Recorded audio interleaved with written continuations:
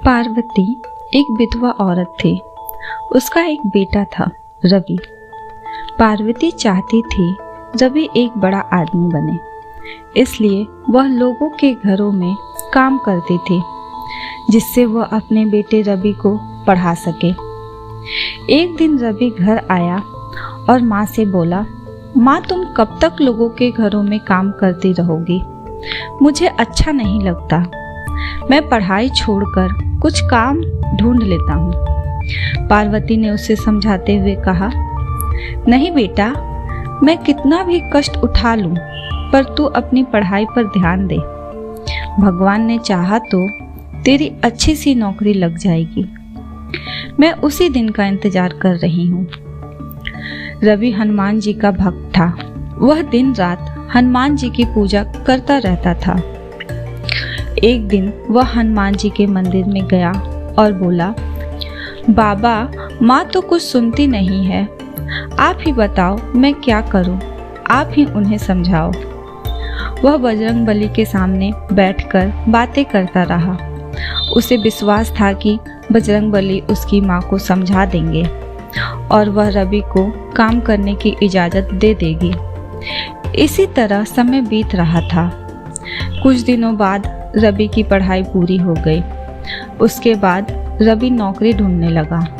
वह सुबह उठकर हनुमान जी के मंदिर जाता, उसके बाद नौकरी की तलाश में निकल जाता।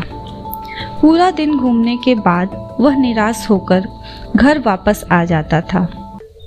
एक दिन उसे उदास देखकर पार्वती ने कहा, बेटा, तू इतना परेशान क्यों है? आज नहीं तो कल नौकरी लग जाएगी। बजरंगबली सब ठीक कर देंगे। यह सुनकर रवि ने कहा, माँ, मैं चाहता हूँ कि तुम काम ना करो, लेकिन अब मुझे नौकरी नहीं मिल रही। यदि कुछ दिन और ऐसा चला तो मैं नौकरी की तलाश छोड़कर मजदूरी करना शुरू कर दूंगा। तब पार्वती बोली, नहीं बेटा, तू ऐसा बिल्कुल नहीं करेगा। तू कोशिश करता रह, सब ठीक हो जाएगी। अगले दिन रवि फिर नौकरी की तलाश में जा रहा था। तभी उसे उसके पुराने स्कूल के मास्टर जी मिल गए। उन्होंने रवि से कहा, बेटा, कहाँ जा रहे हो? मैं तो तुम्हारे घर जा रहा था। यह सुनकर रवि ने कहा, नमस्ते मास्टर जी, मैं तो नौकरी की तलाश में जा रहा था। आप बताइए क्या काम था? मास्टर जी ने कहा, बेटा, रामपुरा गांव में एक मास्टर जी पढ़ाते थे। वह अब रिटायर हो गए हैं। उनकी जगह नए मास्टर जी आने वाले थे, लेकिन वे नहीं आ पाए। यदि तुम कल से 3 दिन तक उनकी जगह पढ़ा सको तो मैं हेड मास्टर जी से कहकर तुम्हारी नौकरी पक्की करवा सकता हूँ। सरकारी नौकरी है। तुम्हारी माँ की परेशानी देखकर मैंने बात की है, लेकिन मेरी बात खराब नहीं होनी चाहिए। तुम्हें समय पर आ जाना होगा और बच्चों को अच्छे से हिंदी पढ़ानी होगी। यह सुनकर रवि बहुत खुश हुआ। उसने कहा, आपका बहुत धन्यवाद मास्टर जी, लेकिन वहाँ केवल 3 दिन ही क्यों पढ़ाना है?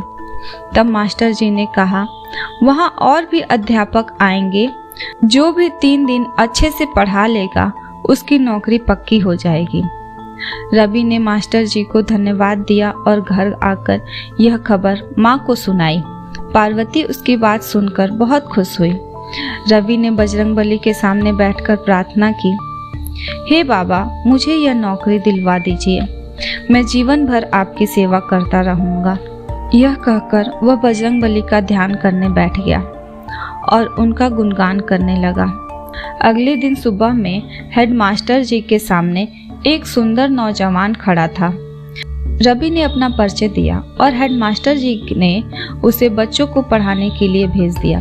कक्षा में जाते ही बच्चों ने अपने नए मास्टर जी को नमस्ते की तो मास्टर जी ने कहा, बच्चों, हमेशा नमस्ते नहीं करते, राम राम कहा करो। इससे भगवान राम तुम्हारे सारे काम बना देंगे और सामने वाला भी खुश हो जाएगा। बच्चों को नए मास्टर जी बहुत अच्छे लगे। वे सारे दिन भगवान राम का चरित्र उन्हें सुनाते रहें। रामायण की चौपाइयाँ बच्चों को याद कराते रहें। इसी तरह 3 दिन बीत गए। तीसरे दिन हेडमास्टर जी कक्षा में आए। उन्होंने बच्चों से पूछा, बच्चों, नए मास्टर जी ने क्या पढ़ाया? एक बच्चे ने कहा, राम राम मास्टर जी। उसके बाद उस बच्चे ने रामायण की चौपाइयाँ सुनाई, भगवान राम का गुणगान किया।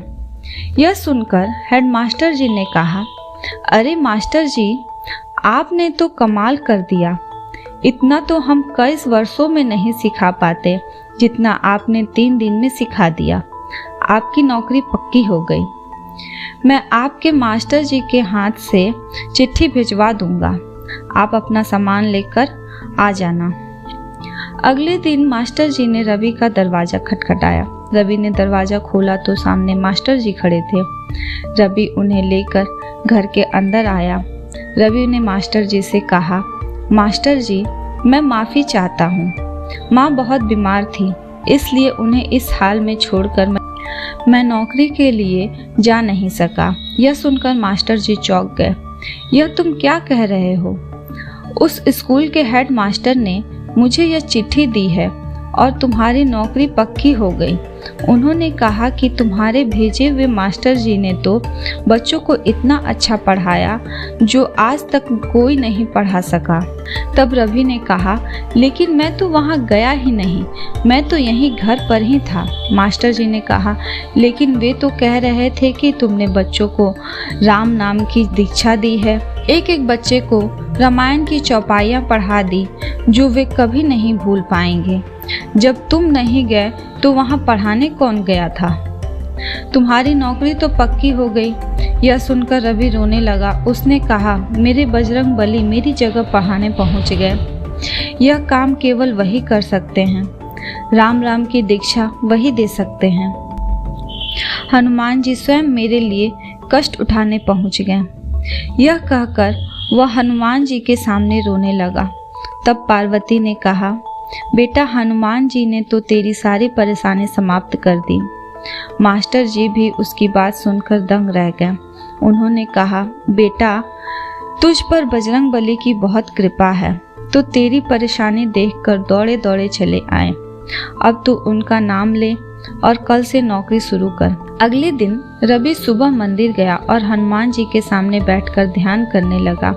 उसके बाद वह विद्यालय गया और वहाँ अच्छे से बच्चों को पढ़ाने लगा। रवि और पार्वती बहुत खुशी से रहने लगे। रवि विद्यालय से आने के बाद सारा समय बजरंग बली का गुणगान करता रहता। जय बजरंग बली।